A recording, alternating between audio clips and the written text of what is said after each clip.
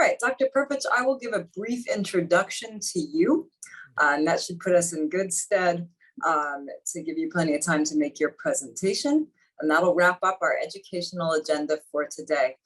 So welcome back, folks. Our plenary speaker for today is our coalition co-chair, Dr. John Prpich, who has been part of the Florida Asthma Coalition for quite some time and has played a variety of roles with our group. Dr. Prpich is also a Florida lifer, born and raised in Tampa, who practices with pediatric pulmonary specialists and has been with that group since 2008. He's board certified in general pediatrics and pediatric pulmonology. In addition to asthma, he has worked on and advocated for health equity for people with interstitial lung disease, viral associated lung disease, developmental disorders of the lung, and pediatric sleep disorders as well.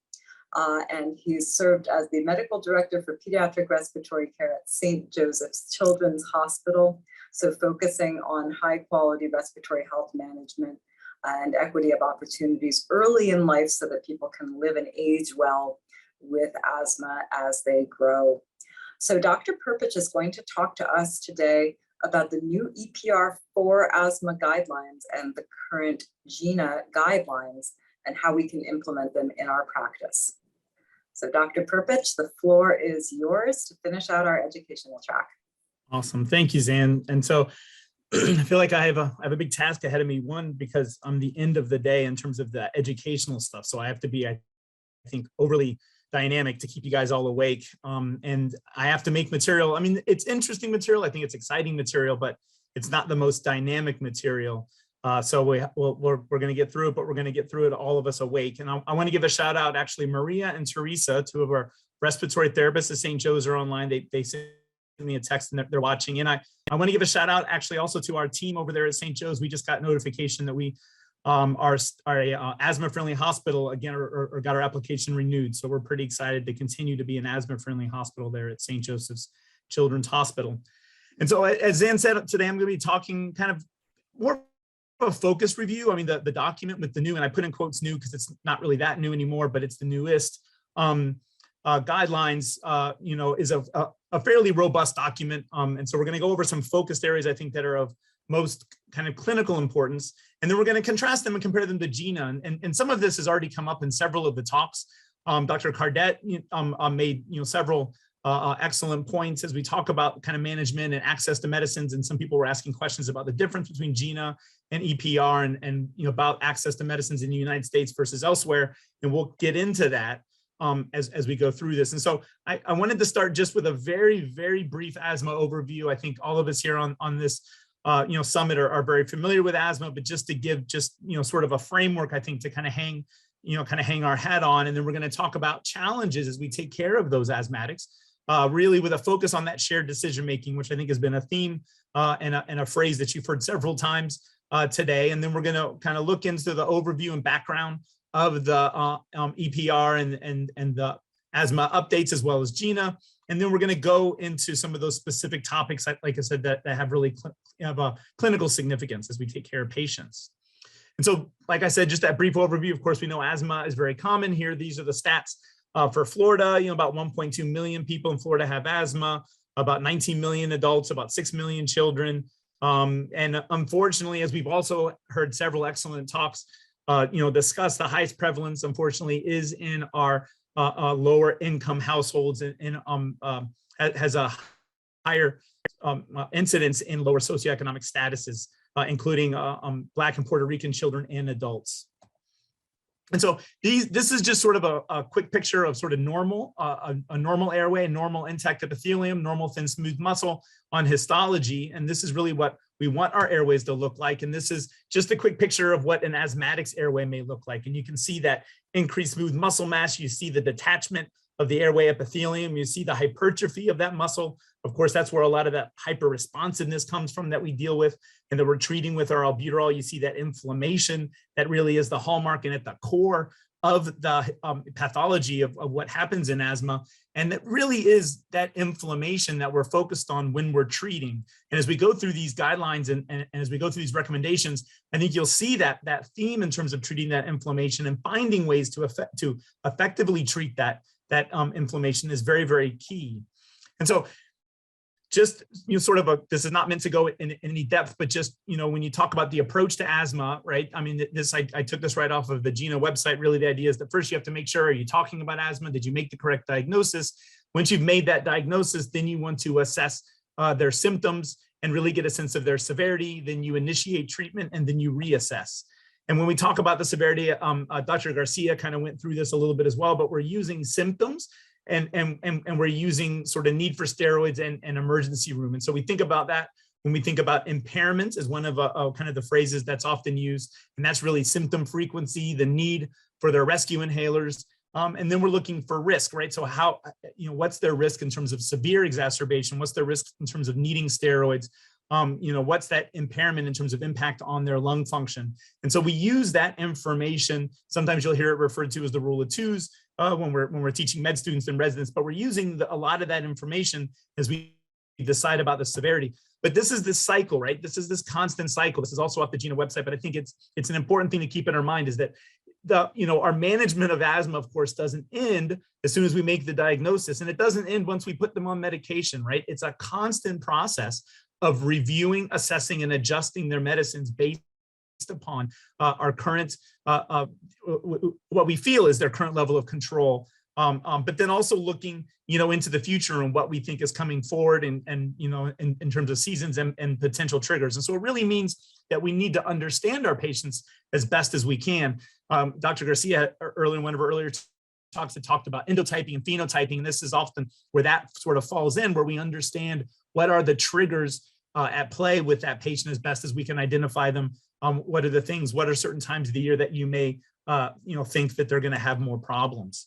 And so, one of the risks when we talk about mild asthma is that this name is misleading. This is going to become important as we talk about some of the new guidelines, right? So really, unfortunately, even our patients with mild asthma are still at risk for having serious events, right? So even our adults, 30 to 37% of adults that were, quote, had mild asthma, meaning they had symptoms less than weekly in the last 3 months, had an acute or asthma exacerbation. 16% of those patients had near fatal asthma, and 15 to 27% of adults dying from asthma really had symptoms less than weekly in those previous 3 months. And so this concept of mild asthma is very misleading. And this is because asthma is heterogeneous, right? So the exacerbations, the triggers are unpredictable at times, or they may change over time, right? So you think you know what you're allergic to, but unfortunately your allergic profile changes and you come into a season that historically had not been a problem, and now you're having issues. And then of course, and we'll talk about this in detail in a little bit, but that poor adherence to our medications that we use to control our asthma is often very poor as well. And so all of these things kind of go together to make asthma, at least the concept of mild asthma, very, very difficult. And even 4 to 5 oral corticosteroids in a year can increase your risk of negative outcomes associated with those oral corticosteroid doses. And so, really, we for the longest time, for over 50 years, the main thing that we've used to treat asthma has been albuterol, right? The inhaled short-acting beta agonist has been our first line of treatment. And this was really because historically we thought of, or at least, and we may not even kind of recognize this, but we thought of asthma as a disease of bronchoconstriction when really it's a disease of inflammation. And, albuterol is cheap. We've also talked a lot about access to care. We talked a lot about the cost of some of these inhalers. Unfortunately, the short-acting beta agonists are very fast to work and they're very low in cost. And so that just tends to reinforce their use. And unfortunately, if we're using them frequently, even for 1 to 2 weeks, we can get some negative outcomes. We can get increased airway hyperresponsiveness. That albuterol may become less and less effective. We can augment some of our allergic reactions. We can end up with even more kind of allergy-driven inflammation with increased eosinophilia. And unfortunately, it's this vicious cycle, right? So we feel like it's hard to breathe and we use the albuterol, and then the albuterol makes us feel better. And then we don't get at the underlying cause for those symptoms. We're just putting on a Band-Aid. And it trains our patients really to think of the albuterol as their primary treatment for asthma. And really, before some of these new recommendations, all we really had other than albuterol maybe was using a daily ICS, or at least as we start to move up that stepwise management.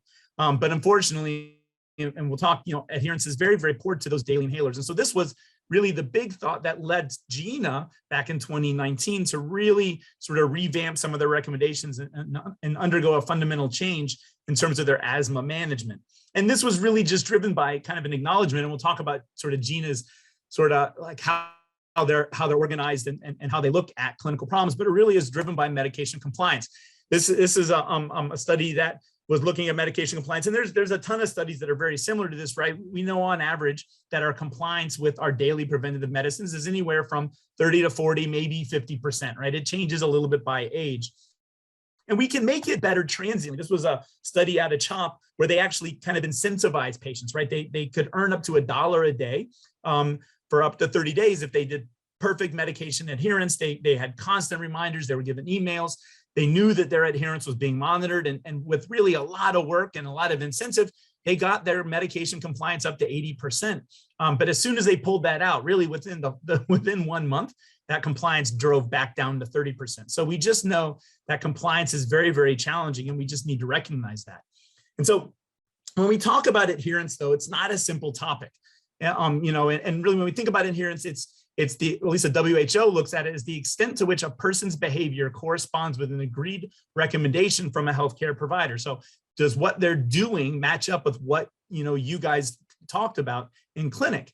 And but the concept of adherence also has to recognize that a patient has a right to choose whether or not they're going to follow your recommendations. And it implies a relationship between the doctor and the patient, right? So there's this concept of shared decision-making. It's not like it used to be where we think that we would walk in the room and we would say these wonderful things and the patients would just listen to everything that we said, you know, sort of take it in and walk out of the room and not question things. There really is a relationship, and we have to get buy-in. And, you know, for those of us that take care of children, you know, we may have an adolescent or we may have an older child that we need to get to understand what we're doing, but we also always have that parent, right? We've got the mom, we've got the dad, and often they're the ones that I feel like I'm being a salesperson, really just trying to convince them to go along with the plan, or at least to understand and agree. And like I said, you know, unfortunately with this adherence, you know, our estimates, you know, put non-adherence around 30 to 70%. And, you know, when we think about adherence, there's broad categories. This is by no means, you know, really, you know, the in total of the idea of non-adherence, but really we can add non-intentional or intentional. And so really some of the non-intentional, you know, ways, maybe they have barriers to care. Maybe they forget to use it. Maybe they don't understand how to use it. Maybe they use poor technique. Maybe they can't afford it. But then there are some intentional reasons too why patients may be non-adherent, right? Sometimes it might be related to their cultural beliefs around chronic or daily medications. It may be denial. They may not really want to accept or really sort of recognize the severity of their child's disease or of their own asthma. There may be some secondary gain. They like the attention they get when they can't breathe or when they're in the clinic frequently. I mean, there really are a lot of things that really would be considered intentional, but you've got to have that conversation with the families to identify whether they're taking their medicines, really identifying that non-adherence is the first step, and recognizing that there's no such thing as a typical non-adherent patient. There's just so many reasons for them to not be taking their daily preventative medicines.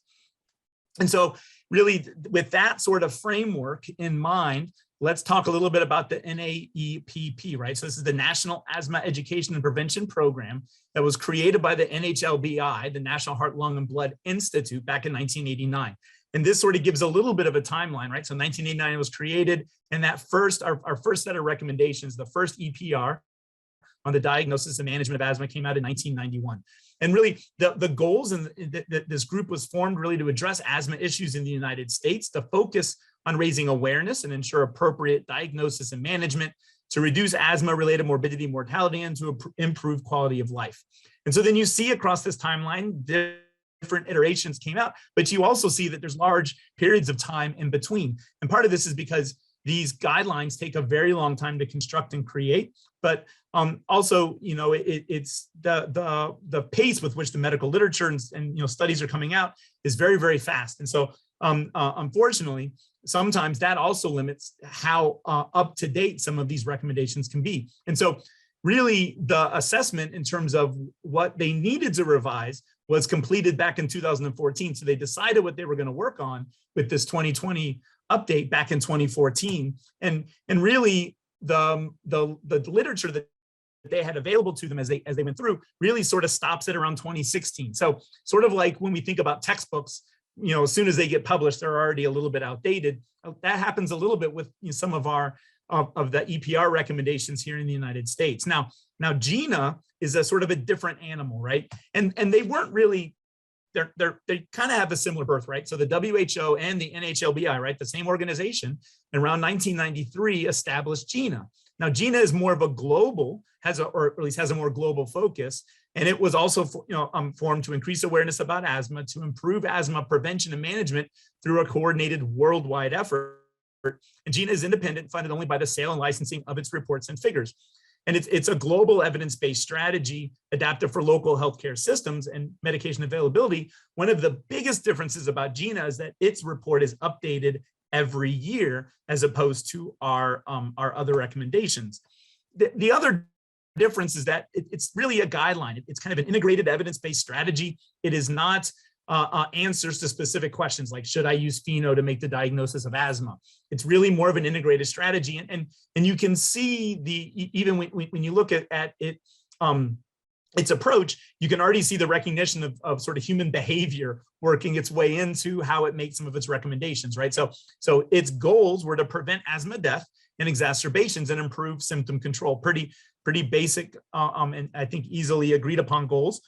Really taking the current understanding of the underlying disease process, but also acknowledging human behavior, both health professionals, right? Us physicians, nurse practitioners, pharmacists, respiratory therapists, all those people that are delivering care and assessing, but then also human behavior of the patients and the families. And then how do we bring that together and implement it in clinical practice with a recognition of global variation in populations, health systems, and medication access? So I think it's also important to recognize that the update, the EPR4 update, was really a focused update, right? They didn't go through all of the guidelines in 2007. They offered guidance in 6 key areas of asthma diagnosis and treatment. And like I said, it was really based on data that was 2016 and prior. And so these are the 6 areas. We're not going to talk in depth about all of them. One, because we don't have the time, and I think that some of these don't really impact probably as much of our clinical day-to-day practice, at least outside of the subspecialty world for the purposes of this talk. But we are going to focus on, of course, the adjustable medication dosing and recurrent wheezing and asthma. And although that's one topic, I mean, that really sort of explodes into a big change in terms of the recommendations. And I think where some of the, I don't want to say confusion, but just as we think about, okay, now moving forward, what do we do? It's really around the recommendations that fall under this category. If we have time, we're going to, I will touch kind of briefly also on the use of long-acting muscarinic agonists, and then sort of indoor allergen remediation. And so they also, in the EPR4, acknowledged 11 topics. There was no recommendations around these topics because there was a lack of new data to review. I just included these in the talk just for completeness, since you guys have copies of the slides, but I'm not going to go through them in depth. I think, trying to remember who it was, somebody in one of their talks did sort of get at this idea too. And so when you look at recommendations, you know, there is this concept of, you know, how certain are you of the evidence, and what is the implication in terms of the recommendations. So we talk about high, moderate, low, or very low in terms of the data that's out there that we're basing these decisions on. And most of the new recommendations sit in that moderate category. There is one that's high category, but most of it's moderate category. But then also when we look at the recommendations, actually, there's not a ton that are strong. Most of them are going to be conditional. And that, I don't think that that's a disadvantage, right? Because part of what is, I think, important and interesting about these new recommendations is that it's starting to open up with this idea of different choices as we're sitting there with the patients, right? You have options depending upon so many different characteristics of the patients you're dealing with. And this really gets at some of the you know, really great work that Dr. Cardet is doing, is, you know, kind of recognizing that we're not dealing with a sort of typical patient. We're dealing with a wide variety of patients that have a wide variety of racial and ethnic and social and cultural beliefs, and we have to meet them where they are, right? And so you know, it's really exciting that we're doing some of these studies like what his group is doing, looking at, well, how are they, you know, are they using a nebulizer versus more than just their rescue inhaler? Because we all assume, I mean, who would want to use their nebulizer? But culturally, there's some groups that prefer to use their nebulizers. And so you know, recognizing that and looking at it in an objective way as you're studying, but also importantly, recognizing that changing, you know, controller medicines is hard, access to medications is hard. And so let's study what is the easiest. Let's look at sort of kind of meeting the patients where they're at. And so in the implementation section of the recommendations, there's sort of a summary for the clinicians that talks a little bit about who you think this might apply to, who this may not apply to, some specific considerations and any issues that you may want to go over. But there really is an emphasis on this patient-centered approach, right? It's the shared decision-making, the idea of patient-family preferences, and that there's more than one option, right? And this really recognizes that asthma is heterogeneous. One size does not fit all, and that we really need to be more patient and family-centric. And so one of the first recommendations, one of the first sort of topics they approached were this block of kids 0 to 4 years of age with recurrent triggered wheeze, right? So these are kids that are in the hospital or you're seeing them in clinic, and every time they get sick, they're wheezing, right? And this is a very large population. I feel like this is something that I see, I don't know, 30% of my day is new patients with just this kind of complaint, and it's 80% of what I'm seeing in the hospital right now, especially with RSV. So it's, I think exciting. It was, that we all had different ways that we would approach these patients. We all had studies maybe that we had looked at, but this is really one of the first, at least in terms of our recommendations, kind of really sort of lining out what should you do with those patients. And so they're defined as patients with 3 or more episodes of viral triggered wheezing in a lifetime, or 2 or more episodes in the past year, and really importantly, no symptoms in between their illnesses. And the recommendation was that you would start a short course, anywhere from 7 to 10 days of an ICS used daily, with an as-needed albuterol or short-acting beta agonist started. And you would do this at the very beginning of viral symptoms. And that's one of the important things, is that you really have to have that conversation with the families, that they recognize at the first sign of a viral illness, they're starting this short course of daily ICS therapy, and then using the albuterol still as needed. And really the benefits were that it showed reduction in exacerbations that required systemic corticosteroids, which is really what we're trying to do. We're trying to prevent the risk of them having a severe exacerbation. We're also trying to minimize their exposure to corticosteroids. And so, there is a risk that even the small amounts of inhaled corticosteroids can impact growth, but that risk is much less than being on daily ICS. And of course, also hopefully less than being on frequent rounds of oral steroids. And then one of the important things is that the caregivers can initiate this at home, right? So there's not going to be a delay in terms of the beginning the plan, right? So if they have to wait and make an appointment and it takes a little while to get in to see you, or they, if there's a delay between the onset of symptoms when they're going to make a change to their asthma plan, that's going to impact how successful that change in the plan is going to be. And just for a background, when they looked at the studies they looked at, one of the regimens, in 2 of the studies, they used budesonide 1 milligram twice daily for 7 days. There was a meta-analysis of 3 studies that showed a 33% reduction in the risk for exacerbations. And then one of the studies used Flovent twice daily for 10 days after the onset of respiratory infection. And they showed that there was a small impact on change in height. And so here you can see where that looks like on that stepwise management, right? So I think all of us are used to looking at that stepwise management when we talk about step 1, step 2, in terms of mild, intermittent, or really, and even here you can see that they take the word mild out of it, right? So we really have intermittent asthma versus chronic or sort of persistent asthma in that age group of 0 to 4. And in that first step, there's the as-needed use of albuterol, and then you start the short course of inhaled corticosteroids at the onset of symptoms. When we look at the GINA guidelines in this same way, you see pretty similar recommendations. They, I think that they're a little bit more careful to make sure that the healthcare providers are really assessing the patients and making sure that we're not talking about asthma in the sense that they are not having more frequent episodes or having symptoms in between viral illnesses. Is the frequency or the severity of the symptoms bad enough to warrant more than just these brief kind of episodes of inhaled corticosteroids? And so they really sort of call that out in terms of special considerations, but still in their step 1, you may consider intermittent short course ICS in these infrequent viral wheezers. But once again, like I said, you got to be careful and make sure that you really are assessing all of their symptoms and reassessing them over time.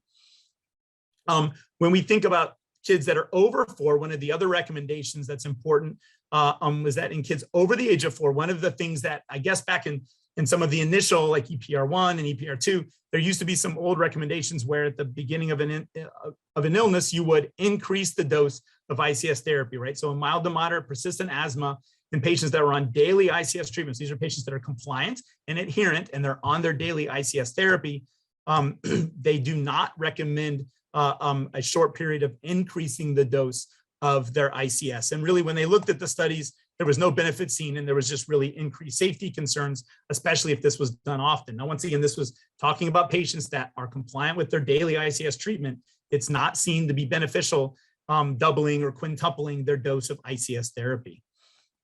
Now, so that's the, sort of step one. Step two is we start to get into step 3 and 4, the patients that are with more moderate or severe persistent asthma in the patients that are 4 years and older. This is really where we also see a very big kind of fundamental change. And really where GINA was the first, but now it's come into our guidelines as well. And you've heard it referred several times today. And this is this idea of smart therapy, right? The idea of using the same inhaler as your maintenance and your rescue, right? And so the ICS formoterol, which is Symbicort, combination used daily and as needed. Now, interestingly, this actually does have strong recommendation with moderate certainty in the ages from 4 to 11 and a higher certainty in our older patients. And so here you can see it outlined in that more kind of significant, the step 3 and step 4 therapy, where you're using your daily low dose ICS formoterol, and then you use it as needed if you see increased symptoms. And we'll go over some of the data around that in a second. Also, interestingly, they did add sort of a conditional recommendation to talk about immunotherapy. The only thing that is challenging about immunotherapy as we move into our more significant asthmatics is you have to be really careful that you don't cause worsening of their asthma symptoms, which I've seen happen several times. And so just making sure that it's targeted and has a place. And so when we talk about these older patients, we talked about the 4 to 12, but we also talk about the patients that are older than 12. This is another big frame shift in terms of our management, and a big area where now there is some choice, right? So in the recommendations for patients that are older than 12 with mild persistent asthma, you have 2 options, right? So you can be on it. This is sort of what we used to do and really thought this was the only way to do it, right? Daily low dose inhaled corticosteroid with as needed albuterol for quick relief therapy. But now there's 2 choices in the guidelines. So you've got the daily, or you could do intermittent as needed albuterol with intermittent as needed ICS. And so this is going with what Dr. Cardet and his group has been looking at within their population, right? So for instance, if you're doing 2 to 4 puffs of albuterol with your inhaler, then you're going to do, the same equivalent of beclomethasone as needed for asthma symptoms. Now, one of the big benefits of this is that once again, it can be initiated at home. So it's gonna hopefully not have problems with delay of onset, and you're going to be able to get on top of it very soon at the beginning and the onset of symptoms, and not rely on them to make an appointment and then you make that decision. One of the things you have to recognize those individuals with either low or high perception of symptoms, right? And we've got patients that definitely fall into those 2 categories, may not be good candidates for this, right? Because it's really relying on their understanding of their symptoms. Now, when they looked at the outcomes, that intermittent as needed short acting with the ICS also used as needed showed less asthma exacerbations than just using the albuterol group alone. There was a similar asthma exacerbation rate in this as needed group as the daily group, but once again, they're able to do this with less of the daily inhaled steroid and a little bit more of a reasonable approach that what our families are doing anyway. Now, and then once again, this difference between physician assessment-based management versus symptom-based management is more simple, more empowering to the patient, and allows for temporal personalization of therapy. In our more moderate persistent asthmatics, this is where we start to move back into that smart, therapy, right? So that single inhaler. So now we're talking about the kids that are 12 years and older. There's more robust data supporting this, using it both as maintenance as well as rescue. This really might be also something that you would think of in individuals that have a history of severe exacerbations in the past, just because you're, on top of getting, kind of a higher and higher dose of ICS earlier and earlier in their exacerbation, you're going to get that longer half-life that the formoterol offers. Now, this is not for use of patients that are controlled. If they're not controlled on their ICS LABA with their as needed albuterol, you may consider moving them to SMART before going up to a higher dose of their ICS. And so this is what it looks like when we look at our guidelines in terms of step 2, step 3, and step 4. Either using when we talk about the kind of more mild patients using kind of low dose ICS as well as low dose PRN short acting beta agonist, and then as we climb up, we're using either medium or higher dose ICS formoterol, so the Symbicort both as maintenance and as rescue. And this is also very similar to what are the recommendations currently when we look at the GINA guidelines. So you can see there in those patients that are 12 and above, and they even move it down lower, right? So in GINA, they're looking at as needed a low dose ICS formoterol as their rescue. But once again, they've got options, right? So you've got the choice to do Symbicort as just your rescue medicine, or you can use ICS whenever you take your short-acting beta agonist. So it depends on what they have access to. It depends on their insurance, and it depends on their sort of familiarity with the medications and what happens as you're talking to the family, realizing that you have those choices, right? Once again, also they do also talk about allergy and immunotherapy, and then in some of the more severe patients adding in the long-acting muscarinic agonist or adding azithromycin. And so, when we look at some of the data, so where did all this SMART therapy come from? And there were several large trials that really looked at this sort of SMART therapy compared to as needed short-acting albuterol. And really what they saw, there was a really significant decrease in severe exacerbations in the patients that were on SMART therapy. And so here's 3 of the trials that when you put them together, kind of at least saw a 60 to 64% reduction in severe exacerbations. The risks of the when you look at sort of SMART therapy compared to maintenance low dose ICS, the risks of severe exacerbations were similar. But once again, you're kind of looking at apples and oranges, because it depends if your patient is even going to be compliant with that low dose ICS therapy plan. There were some very small differences in asthma outcomes that really didn't meet either clinically important differences or statistically significant differences, including some very, very small changes in lung function and FeNO differences, and there was no worsening over time. And in some of the outcomes, it didn't really matter whether or not they had high blood eos, low blood eos, high FeNO, low FeNO, lung function issues, or exacerbation history. It worked really with everyone. And the average dose for the budesonide was 50 to 100 micrograms per day. More recently, there's been some meta-analyses also looking at SMART, showing once again a 55% reduction in severe exacerbations compared to just using the short-acting beta agonist alone, and then similar risk of severe exacerbations if you're doing the daily ICS and as needed short-acting beta agonist. So it at least works as well as our current sort of management plan, but once again, you've got to ask yourself whether your patients are being compliant with your current plan. And then there was a reduction in ER visits and hospitalizations. And it really, patients that had been on albuterol alone had a lower risk of severe exacerbations than those that had already been on daily ICS. So even the ones that really had not been taking anything did even better when they looked at sort of impact of SMART. And so one of the things I think is interesting, because, the Symbicort is a combination medicine, right? It's got the budesonide and the formoterol. The idea being that the formoterol is a long-acting beta agonist that has a very rapid onset of action with a longer half-life. How important is it, the formoterol versus the extra inhaled corticosteroid? And so some of the trials looked at sort of at least trying to compare just short-acting beta agonists, just formoterol by itself or the combination. And really, it seems to be that combination of the budesonide plus the formoterol. In this trial, really looking at severe exacerbation reduction, and you really see a difference when so terbutaline, you can think of terbutaline as albuterol. So that's a short-acting beta agonist. And so when you look at that compared to just formoterol by itself, which we really wouldn't treat asthma with, but for the study purposes, they looked at it, or looking at the combination, you see an improvement. So the formoterol is additive, but it also requires the addition of that inhaled corticosteroid, which is something that we think is intuitive and important, because once again, you've got to treat the inflammation. It's not just about bronchospasm, but also you can see even that improvement in lung function is more robust in the patients that receive the combination with SMART therapy. And so when we look at some guidance, sort of, because it really is sort of a frame shift in terms of the way we think about treating patients.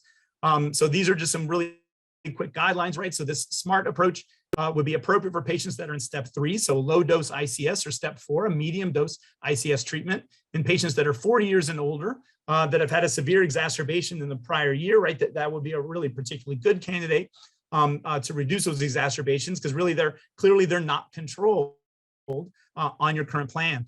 And also you would consider them, if their asthma is uncontrolled on maintenance ICS LABA, you might want to consider moving to SMART before you go up on their dose. And this was just some guidelines in terms of some of the puffs, with the maximum, 8 puffs for the age group between 4 to 11 over the course of a day, and a max of 12 puffs in the older groups, right? And so the benefits to this approach is, of course, to reduce asthma exacerbations, improve quality of life, and reduce the need for oral corticosteroids. There really was no difference in terms of risks that were seen in the trials. And really, especially in the population that I see in some of these very young kids, we really want to be very aware of the impact that some of our therapies may have in terms of growth suppression. So if we've got an option that's going to mean less cumulative steroid exposure, that really may be very important. And we don't use smart therapy in patients that are taking a different combination medicine. So in other words, those patients that are on Advair, you're not going to throw in Symbicort as a rescue. You want to use one similar inhaler. But of course, we have to take into account cost formulary and medication intolerance, right? And so one of the things that, and we'll get, of course, also insurance coverage. And if they're needing it as a rescue frequently, then they may run out before that month is over. And this is where really, of course, GINA, because it's got that global perspective, doesn't have as much of a focus, especially in those younger kids, as our EPR recommendations do. I took this from the CHOP website just more for y'all's reference, because it's kind of a general summary broken down by age of 0 to 4, 5 to 11, and over than 12 in terms of that stepwise management. So it's a nice just kind of summary of sometimes you're getting lost in all the tables. So we'll touch real briefly on the long-acting muscarinic agonists. Patients that are 12 years and older with uncontrolled persistent asthma, you can consider, adding a long-acting muscarinic agonist. So this is Spiriva. If you're unable to use a LABA, you might consider adding Spiriva onto just the ICS if there's some reason they're not able to tolerate it. The Spiriva may improve asthma control and quality of life, but it was really only a small potential benefit if you're not able to use the LABA for any reason. And you may increase the risk of harm there was one single real world study that looked at African-American patients, saw kind of an increased risk of using Spiriva. And it once again, you're adding in a second inhaler. So that's one of the downsides. And then allergen mitigation, I think really the take home, so I want to kind of leave a moment at the end to sort of summarize, is really you want to understand what they're allergic to before you go monkeying with their environment, right? So we don't do blind environmental control measures, right? You want to allergy test them or understand if they're allergic, and then you want to do allergy focused mitigation interventions that have been shown to be effective. So for individuals with asthma with an allergy to a specific indoor substance, such as dust mite, you want to use multiple strategies to reduce the allergen is recommended. You don't want to do just one strategy because it often doesn't improve outcomes. So also recognizing that it's very rare for it to be just one thing, often driving their symptoms. Integrated pest management in the home is recommended. And then for individuals with asthma who do not have allergies to indoor substances, environmental interventions in the home are not recommended. Pheno, just real briefly, we use it to look at airway inflammation, typically related to that T-high phenotype. We don't use it to make the diagnosis of asthma. It helps us as we're trying to assess phenotypes and endotypes, and as we're trying to assess inflammation. And I use it in my clinic, but it's really something that's more frequently used in the specialty world. It's considered elevated if it's over 50 in adults, over 35 in kids, and often seen, like I said, in those patients that have that atopic history. And so really, I wanted just to take the last few minutes to not speed through this part. So, these new recommendations really are a paradigm shift in asthma management. The idea of using an intermittent short course of inhaled corticosteroids in those younger kids is something that we didn't used to do routinely.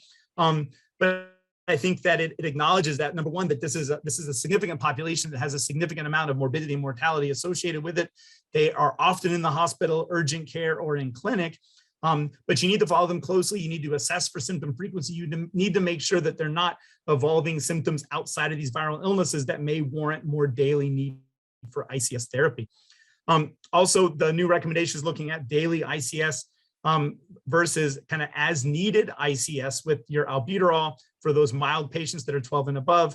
Really, this is cumbersome now because we don't have a fixed dose inhaler, but hopefully in 2023, I don't think it's going to be out in 2022. AstraZeneca has a fixed dose budesonide albuterol inhaler that will be coming to the market, and I'm 95% sure it's going to be an HFA delivery. So then we'll have one inhaler, and it won't be so confusing. And really, the idea behind that then is that patients won't be using albuterol alone. That whenever they're having symptoms, we acknowledge that inflammation is there, and we're addressing the inflammation, and we're hoping that we address the inflammation with early onset use of the daily inhaled, early onset use of the ICS while they're sick with those symptoms sooner than we would if we had to wait for them to come to clinic. It also allows for discussion and sort of recognition of family preferences and shared decision-making. And hopefully, I think is gonna allow the children and the families to be more compliant with the treatment plan and for all of us to be on the same page. Like I said, this really is a paradigm shift, especially in those more moderate to severe patients. We're looking at that SMART therapy. The goals are really to avoid that inhaler confusion and prevent exacerbations, and empowers the patients and families to provide more symptom-based care in the home. And of course, it's also going to rely though on them to recognize those symptoms. So it's going to take education, and it's not for everyone, right? You get a feeling for that patient when you're in the room, and that family when you're in the room, of whether or not they're going to be able to do this plan. And it doesn't mean that some of the other plans, are not appropriate, right? I mean, so the SMART therapy was shown to be as effective as daily maintenance therapy. And so if it's too complicated, or you don't think they're going to be able to be compliant, then you just use the sort of more standard therapy that we're more used to using. We do have work to do, right? And so this is one area that I really hope as a coalition we can rally around. We need to work on insurance formularies. We have a huge challenge here in the state of Florida. Several of our Medicaid HMOs just will not cover any combination therapy in our children under the age of 6, regardless of what our national guidelines recommend, regardless of what all of our experts and all of our safety studies show. They just won't cover it. There was recently a conversation that was had between one of our healthcare providers and one of the Medicaid HMOs, and they tried to say, well, I'm worried that ACA is going to come down on me if we approve combination therapy. And it doesn't make any sense, because really, if you're placing the child at risk of having frequent exacerbations, if you're placing the child at risk of hospitalization or ER use, that's where I think ACA would come down, because you're placing the child's health at risk. We have safety data, we have efficacy data in these younger ages. It's just that, the hurdles to get FDA approval are high and they're expensive, and the drug companies don't have that, they don't have a carrot to go after it. And so we're very frequently, at least in pediatrics, using things that are off-label, although we have a lot of data and a lot of evidence and experience using it. Other areas I really think we could work from a legislative standpoint. One of the pediatric pulmonologists was telling me up in Massachusetts, they were able to get their statewide Medicaid to approve 2 Symbicort inhalers a month. So that way you've got your preventative daily medicine, and then if you need your rescue, it's covered by that other. So it's not reliant on a change in the FDA recommendations. They just got them to approve 2 Symbicort inhalers a month. That's a little bit more challenging here in Florida, since we don't have one Medicaid. We have multiple formularies spread out across our multiple Medicaid HMOs, but it doesn't mean that it's impossible. We just got to start having the conversations and talking about cost and education. And so I did it. I think I'm really close to my 40 minutes, but hopefully that allows some chance for questions. If I can open my chat.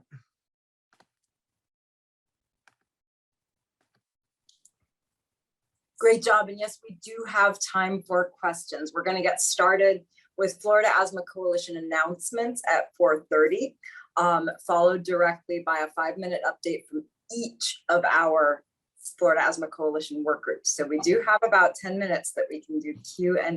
Wow. So I will be monitoring my event chat to see if there are any questions coming in. I did see a little higher up, we had a question from an anonymous user about Primatene Mist becoming over the counter. Horrible, horrible. Once again, back to that concept of even just the albuterol being kind of this sort of that positive reinforcement of that quick reliever, but not addressing the underlying inflammation, not addressing what's really happening within the airway and with the patient. But at least with the albuterol, it's a physician prescribing it. And so hopefully there's someone keeping track of how often, how many inhalers they're going through.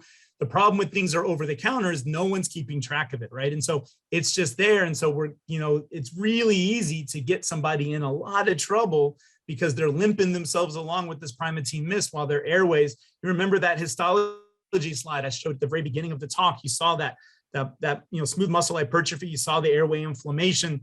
You saw how that epithelium just looked destroyed. And so that's what's happening. And that Primatene Mist is just relaxing some of the muscles. So just getting you by so that you can really cause damage. And those are the patients that we worry that come into the hospital and end up with our asthma related deaths, or they end up in the ICU because they're so sick and they have so much airway pathology that has been untreated and undertreated for so long, and they don't know it because often they go along slowly. They're what we call poor symptom perceivers. They go along slowly, just kind of using their medicines, and so they don't realize that their lung function, their FEV1 is 40% predicted, because that's been 40% predicted for the last 6 months or last year, and so this is their normal. And it can really be amazing sometimes how poor the lung function can be with some of these patients, and they're still kind of getting by day to day, but they're just one, flu virus exposure or just one allergen exposure away from being in the ICU intubated. Absolutely, and I see some comments coming through in the chat also talking about how oftentimes some of the less appropriate therapies are funded very well by insurance or are much more accessible, whereas the more targeted therapies that give you the right amount of medication to the right location with fewer side effects that are appropriate for your symptoms are many, many times more expensive. And Dr. Dunham is saying in the chat, Primatene Mist overuse will increase asthma-related deaths. Yes, this is an issue for, so fun fact, asthma is a progressive disease if it is not treated and managed in a way that's appropriate to the person's individual experiences. So we see a lot of people with very poorly controlled asthma across the life course whose lungs wind up looking not that different from the lungs of people who age with CF without appropriate treatment. And that should be a never event. It Absolutely. shouldn't be that tough with asthma. Absolutely. I mean, so Dr. Garcia's talk, when she was talking about some of the biologics, really, I was going through these new recommendations and showing sort of a frame shift. There's an even bigger frame shift, hopefully, and potentially coming down the road 5 years from now, 10 years from now, 20 years from now, as the cost of some of those biologic therapies come down, as familiarity and as comfort level also comes down, because really, more so than even the inhaled corticosteroids, some of these biologic therapies, if you understand the patient's endotype, if you understand their mechanism of inflammation, you really are now we're able to fundamentally get at the underlying mechanisms.